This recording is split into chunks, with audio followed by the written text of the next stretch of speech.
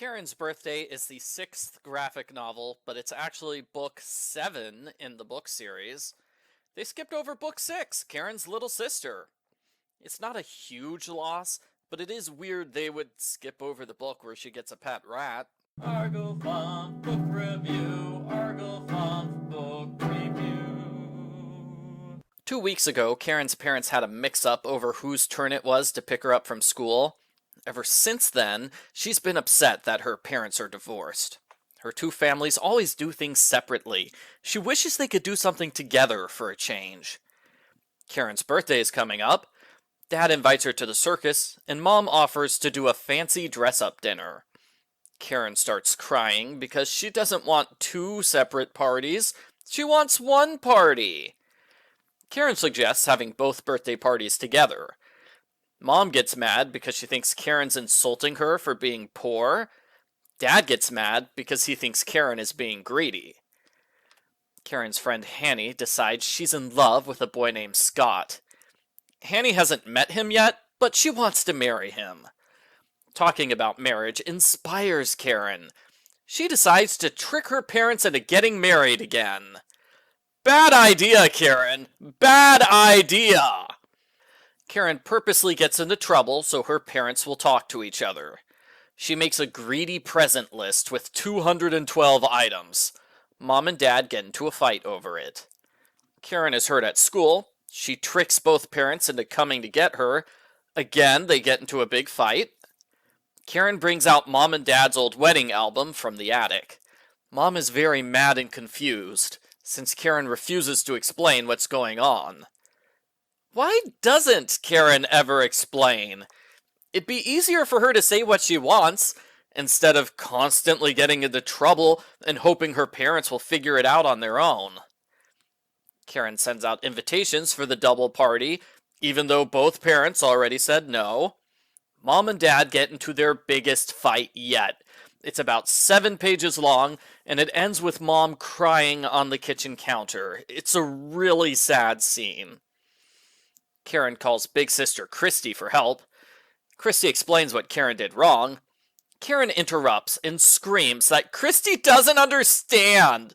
Karen hangs up, then screams at everyone in her house. The next time Karen is at Dad's house, she confesses the truth to Nannie. Nannie listens and explains that it's not a good idea for both families to be together. Karen's parents are glad when she finally agrees to keep her two families and parties separate. Her parents probably wouldn't be glad to learn Karen sneaks into their rooms and unwraps all of her presents early. She pretends to be surprised when she opens them later. What a naughty child. Even though Karen spent most of this book misbehaving, she is rewarded with 3 birthday parties.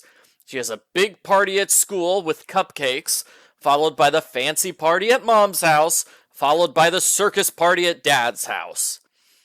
Karen apologizes to her dad, and she admits she really wanted him to marry Mom again. Dad says that won't happen, but he promises to be more in touch with Mom in the future. The next day, Karen opens more birthday presents. Her mom and Seth come to visit. Now both of Karen's families are together. The end. Post-book follow-up. I did not like this book. I didn't like the beginning, where Karen accidentally made her parents mad. That was painful to read. It was a lot worse in the middle, where Karen made her parents mad on purpose.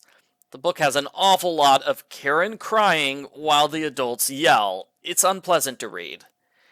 I also didn't like the final part of the book. Karen's constant bad behavior is rewarded with extra presents and an extra party at school. No, Karen does not deserve extra presents for being naughty. The party stuff goes on for about 40 to 50 pages. I think that was too much. It would have been better as 20 to 30 pages. I understand why they wanted to have a happy ending where the parents apologize to Karen for not understanding her, and then they do exactly what she wants, but I think it would have suited the book better if the two families didn't get together in the end. The way it is now, Nannie gives a grand moral about how the two divorced families should stay separate, But then the families get together and it's just fine. Guess Nanny was wrong. The weird thing is that when Karen's two families finally get together, it's just the adults talking. Not the kids. All the Thomas kids are by themselves to the side.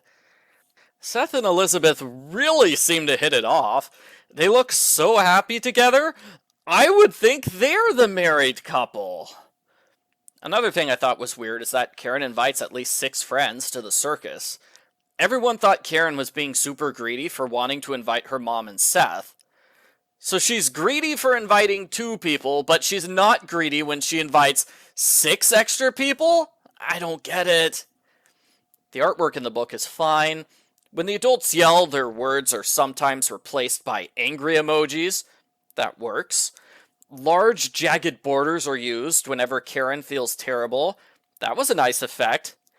I do have one complaint about the artwork in terms of the phone calls. They never show the other person on the call. So when Mom talks to Dad, that's 7 pages of Mom pictures. When Karen calls Christy, it's 5 pages of Karen pictures.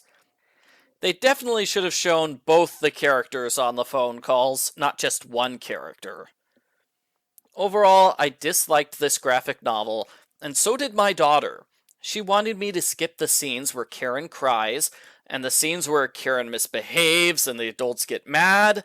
Those scenes make up most of the book.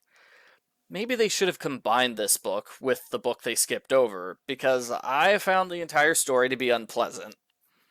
I give Babysitter's Little Sister graphic novel number 6, Karen's Birthday, a thumbs down.